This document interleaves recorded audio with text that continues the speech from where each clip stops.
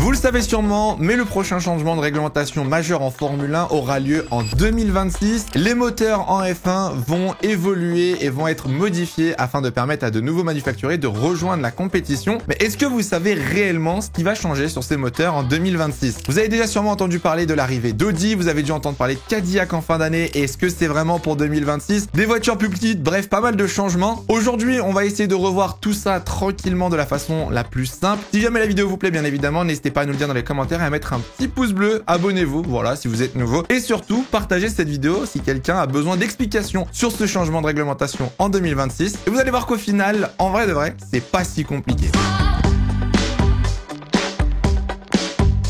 Bon alors vous le savez, en Formule 1, la réglementation change assez fréquemment. Tous les 5 à 10 ans, normalement, on a une grosse évolution afin de remélanger un petit peu la grille et surtout de développer une nouvelle technologie. Depuis 2014, les moteurs hybrides n'ont pas réellement évolué. On a eu quelques petites restrictions, mais il n'y a pas eu de gros changements fondamentaux. Et à partir de 2026, vous allez voir que ça va pas mal changer. Alors on va commencer déjà par regarder qui motorise qui en 2026. Qui fournira son moteur sur la grille et qui sera une écurie cliente. Ça avait été annoncé déjà il y a quelques temps maintenant, mais Honda fera son retour avec Aston Martin. On aura donc Aston Martin Honda à partir de 2026, ce qui veut dire qu'Honda va forcément délaisser un petit peu le projet de Red Bull, car Red Bull, vous le savez, fait ses propres moteurs. Avec des grosses guillemets quand même, hein. Bon voilà. Red Bull Powertrain du coup sera remplacé par Ford. Donc Ford s'occupera de Red Bull et d'AlphaTauri pour les moteurs. Du côté des moteurs Mercedes, ça a été annoncé il y a quelques jours au moment où je tourne cette vidéo, mais Williams et McLaren du coup continueront leur partenariat moteur avec Mercedes, donc ça ne change pas. Ce partenariat, que ce soit entre McLaren et Mercedes ou Williams et Mercedes, honnêtement il dure depuis très longtemps et ça marche très très bien. Donc il n'y a pas réellement de raison de changer aujourd'hui. Il y avait eu des rumeurs à une époque de Williams Renault en retour, etc. Mais c'est pas du tout prévu pour 2026, ça tombe à l'eau. Bien évidemment, Mercedes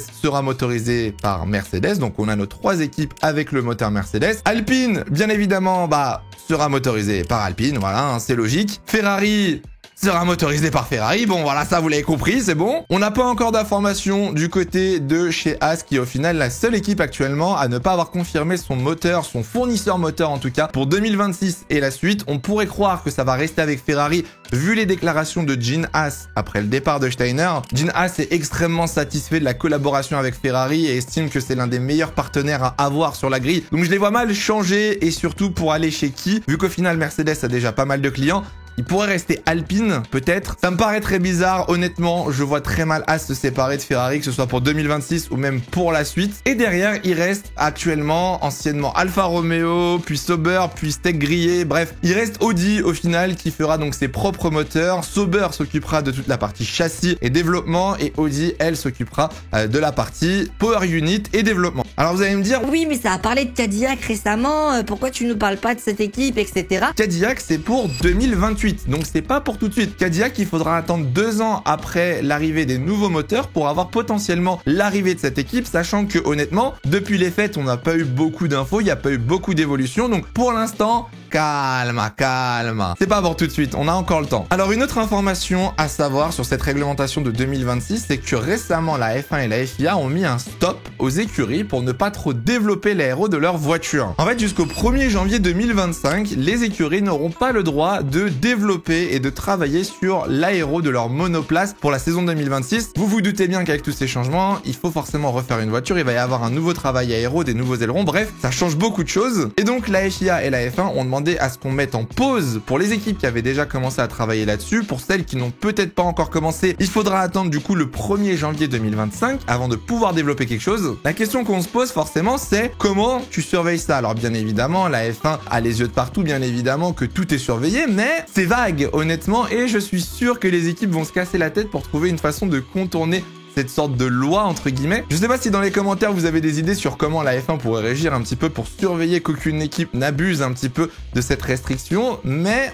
je me méfie, honnêtement, je me méfie de cette petite histoire. Alors maintenant qu'on a fait le point un petit peu sur le contexte et qui motorise qui, la vraie question c'est qu'est-ce qui change en 2026. On va faire un petit peu la liste au niveau du moteur déjà, de ce qui va changer à partir de 2026. Et alors là, on met un petit costume pour vous présenter tout ça. Depuis 2014, vous le savez peut-être pas, mais on a des V6 hybrides turbo chargés. On a donc un MGU-H et un MGU-K on retrouve forcément la boîte de vitesse, l'embrayage, le turbo, le moteur à combustion interne et tout le contrôle électronique, les batteries et le RS. Donc ça, c'est toute la puissance électrique. Ça, c'est le moteur jusqu'à maintenant comme on l'utilise et comme on le connaît. À partir de 2026, voilà les changements. Pour commencer, le MGU-H va disparaître. Alors le MGU-H, du coup, c'est le moteur générateur unique heat. Donc c'est toute l'énergie qu'on récupère à la sortie du pot d'échappement. Le MGU-H de base, il avait comme but de relancer le turbo quand on était à bas régime. Donc c'était un petit peu la petite impulsion quand le turbo n'était pas encore assez haut. Pourquoi on supprime le MGU-H? Tout simplement pour simplifier la création de ces moteurs. Vous ne le savez peut-être pas, mais ça a été un gros frein pendant des années. La création de ces moteurs coûte très cher, elle est très complexe. Et pour attirer des nouveaux manufacturiers et des nouveaux fournisseurs moteurs,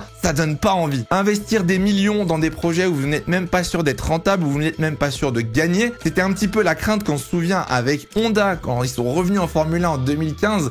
C'était catastrophique. Alors Honda a réussi à remonter la pente après des années de souffrance et même à gagner un titre au final avec Red Bull et Max Verstappen. Mais quand t'es constructeur de moteur et que tu vois l'investissement que ça demande, c'est normal que ça mette un énorme coup de frein. Donc le but de ce changement de réglementation, c'est un petit peu de simplifier la conception et le développement de ces moteurs afin que plus de motoristes puissent rejoindre un petit peu la F1. Vous le savez peut-être si vous suivez la F1, mais Red Bull avait fait un énorme bras de fer aussi avec la F1 pour que les moteurs soient gelés d'un point de vue performance. Quand Honda avait décidé donc de quitter le sport, Red Bull avait menacé eux aussi de partir du coup de la Formule 1 si on ne gelait pas le développement de la performance des moteurs, ce qui a été fait depuis. Aujourd'hui, en Formule 1, on ne peut que développer la fiabilité des power units. Donc normalement, avec la suppression du MGU-H et les autres changements que je vais vous évoquer juste après, on devrait déjà attirer un petit peu plus de motoristes. En tout cas, c'est le but. Deuxième chose, avec la suppression de ce MGU-H, ça va peut-être provoquer le retour du turbo lag. Alors le turbo lag, qu'est-ce que c'est? C'est pas avoir du ping comme sur Call of Duty, rien à voir. Le turbo lag, c'est en fait le petit décalage que vous avez entre le moment où vous appuyez sur l'accélérateur et le moment où le turbo va s'enclencher. Qui dit retour du turbo lag dit forcément nouvelle façon de piloter, ou en tout cas il va falloir s'adapter justement à ce turbo lag et ça pourrait créer des petites surprises. Ça pourrait rendre la maniabilité un petit peu différente et pourquoi pas pousser les pilotes un petit peu plus à la faute. Donc ça, il va falloir voir comment ça va être géré par les pilotes. Pour l'instant, on n'a pas réellement d'informations là-dessus, mais ça pourrait être quelque chose de très très drôle à regarder. Mais du coup,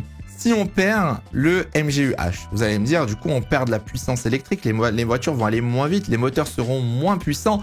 Pas du tout! La F1 a tout prévu! Le MGU-K qui lui va rester va être triplé de puissance. Le MGU-K qui est donc le moteur générateur unique kinétique, c'est l'énergie qu'on récupère donc au freinage. Ce petit moteur va donc compenser l'absence du MGU-H vu qu'on va donc tripler sa puissance. Pour vous donner un ordre d'idée, aujourd'hui en Formule 1, le MGU-K peut fournir 120 kW de puissance. C'est équivaut à 160 chevaux à peu près. À partir de 2026, le MGU-K fournira 350 kW.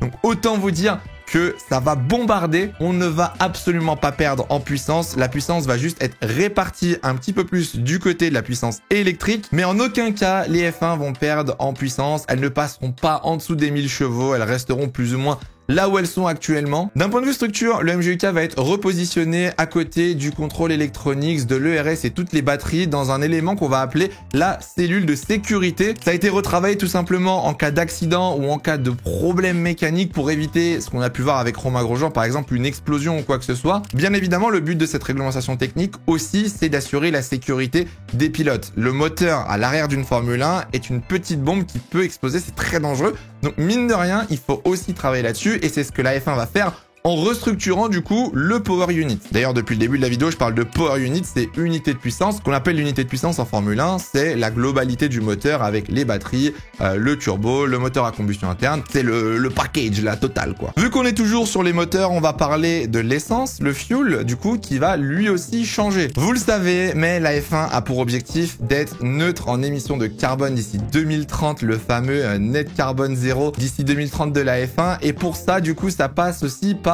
un nouveau fuel. Alors ce fuel qui ne sera plus du pétrole techniquement, qui sera neutre en émissions du coup de carbone, n'utilisera plus d'énergie fossile. C'est toujours un peu de la politique cette histoire, mais mine de rien c'est une étape importante à faire en Formule 1 si on souhaite justement se rapprocher de cet objectif. Je suis pas physicien et honnêtement je suis pas allé non plus fouiller dans la composition exacte de ce nouveau fuel, on nous en reparlera en temps voulu, mais au moins la Formule 1 essaye d'agir et c'est honnêtement une plutôt bonne chose. Alors à voir du coup ce que ça va donner avec avec ce nouveau fuel. Il faut savoir que ça va aussi permettre du coup aux Formule 1 d'avoir moins d'essence embarquée. En 2013, on avait 170 kg dans les monoplaces au départ d'une course. En 2024, on a 110 kg d'essence au début de la course. Vous le savez, il faut avoir 1 litre au minimum à l'arrivée pour faire les tests de la FIA. L'objectif en 2026 est d'avoir 70 kg. Donc en l'espace de 12 ans, on aura divisé par 2 la capacité d'essence dans le moteur. Comme je vous l'ai dit, on va pas perdre en puissance parce qu'on a moins d'essence ou qu'on perd le MGUH. Tout va être compensé tout simplement avec le MGUK. Donc j'ai hâte de voir ce que ça va donner. Certaines rumeurs disent même que les moteurs pourraient être un petit peu plus bruyants. Et ce qui serait pas une mauvaise chose honnêtement. Quand on repense à 2014,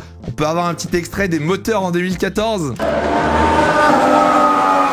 Bon, on va pas revenir sur ça, mais on revient de très très loin avec ces moteurs hybrides. Donc si on arrive à avoir un bruit un petit peu plus joli, un petit peu plus bruyant, c'est pas de refus honnêtement. Bon, on a fait le tour déjà de toute la partie moteur. On va faire une petite pause. Déjà, prenez le temps de mettre un like si c'est pas encore fait. Abonnez-vous, comme je vous ai dit, si vous êtes nouveau. On a fait le tour du moteur, mais ce n'est pas les seuls changements qui vont arriver en 2026. Vous le savez, c'est l'éternel débat en Formule 1. Les monoplaces sont trop grandes, trop larges, trop lourdes. C'est compliqué de se battre sur la piste avec des voitures qui ressemblent à des paquebots. Et bien évidemment, la F1 le sait, et l'objectif pour la Formule 1 va être de réduire la taille et le poids de ces monoplaces. Il y a quelques semaines, le responsable des monoplaces de la FIA, Nicolas Tombazis, a annoncé que la F1 allait essayer de réduire de 50 kg le poids des monoplaces pour 2026. Alors pour l'instant, c'est pas quelque chose d'officiel en soi, mais c'est l'objectif que la Formule 1 souhaite atteindre. On avait vu aussi des croquis comme quoi les voitures seraient peut-être un petit peu moins longues et un petit peu moins larges, ce qui serait quand même une très bonne nouvelle pour le sport et le divertissement en piste. On le sait tous de toute façon, mais plus les voitures sont lourdes et larges, plus c'est compliqué de dépasser. Je parle même pas des circuits en ville honnêtement, mais juste avec le dirty air, le fait de vouloir croiser, décroiser. Quand vous repensez aux batailles qu'on pouvait avoir dans les années 2000 ou 2010 avec des voitures qui étaient largement plus légères et au final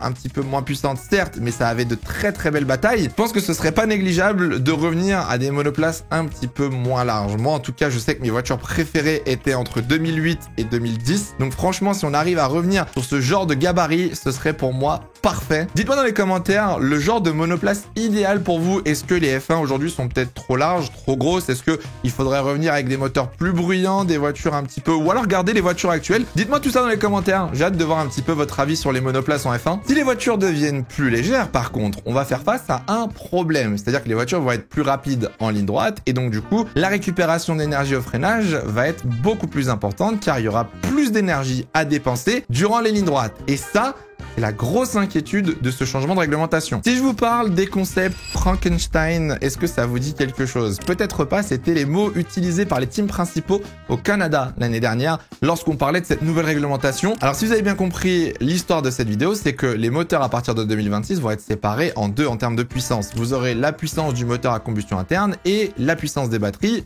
50-50. Si vous devez faire moite-moite entre ces deux puissances, il faut que la puissance électrique soit capable de recharger plus d'énergie. Parce que si vous dépensez plus, il faut en avoir plus en stock, c'est logique. Jusque-là, je pense que j'ai perdu personne. C'est un petit peu la crainte de certains teams principaux actuellement, ça a été le sujet durant cette saison 2023, c'est que sur certains circuits, si je vous prends par exemple Monza, Las Vegas, le Mexique, peut-être Bakou même, c'est des circuits où on a de très très longues lignes droites. Maintenant, imaginez-vous le problème si vous arrivez sur la fin de votre tour, que votre batterie a déjà pas mal dépensé durant tout le tour et qu'il vous reste encore une ou deux lignes droites à faire. Qu'est-ce qui se passe? Comment on fait en milieu de ligne droite si d'un coup on n'a plus d'énergie, que le moteur perd? C'est un peu le problème de cette nouvelle réglementation. Alors Bruno Famin s'était expliqué un petit peu sur le sujet, expliquant que toutes ces craintes et ces problèmes évoqués étaient peut-être liés à un manque de corrélation à la data. En effet, si vous gardez la même traînée aérodynamique et que forcément vous rajoutez de la puissance électrique, c'est logique, l'équation est pas bonne, la voiture est pas adaptée et donc vous n'avez pas les bons résultats d'un point de vue puissance électrique. La crainte évoquée par les teams principaux, c'est Christian Horner qu'on avait parlé l'année dernière, c'est que dans les lignes droites, les batteries n'aient plus assez de puissance justement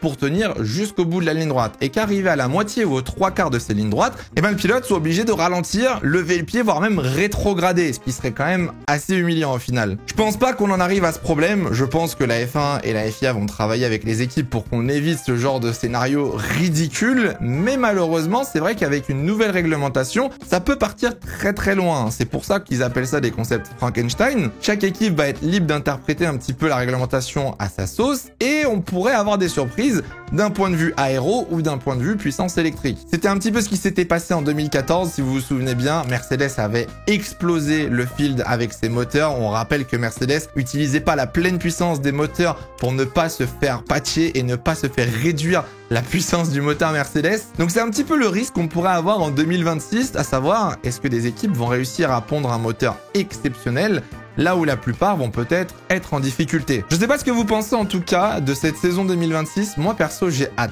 Pour plusieurs raisons. Déjà de 1, tout ce que je vous ai évoqué aujourd'hui, les changements de motoristes, les nouveaux moteurs, les nouvelles voitures. On rappelle qu'il va y avoir beaucoup de transferts d'ici 2026. La plupart des pilotes auront fini leur contrat et je pense qu'on aura le droit à un sacré jeu des chaises musicales. De l'autre côté, ça va être aussi une nouvelle ère pour la Formule 1. L'ère de l'air hybride a été dominée par Mercedes à son début. On aura peut-être la chance d'avoir des équipes qui vont réussir à sauter un petit peu la hiérarchie et remonter au niveau de la grille. Peut-être que non, honnêtement. Peut-être que voilà, Mercedes et Red Bull resteront devant avec Ferrari. Peut-être que Alpine n'arrivera pas à faire ce saut justement pour se rapprocher des top teams. C'est un petit peu la question. Dites-moi dans les commentaires en tout cas ce que vous pensez de cette réglementation de 2026. J'ai hâte de lire votre avis et de savoir ce que vous pensez. Est-ce que vous êtes hype ou pas du tout? Merci en tout cas d'avoir regardé cette vidéo. J'espère qu'elle vous a plu comme d'habitude. N'hésitez pas à vous abonner. Je vous l'ai dit, on se retrouve très bientôt pour une prochaine vidéo. En attendant, portez-vous bien, c'est le plus important. Ciao, ciao.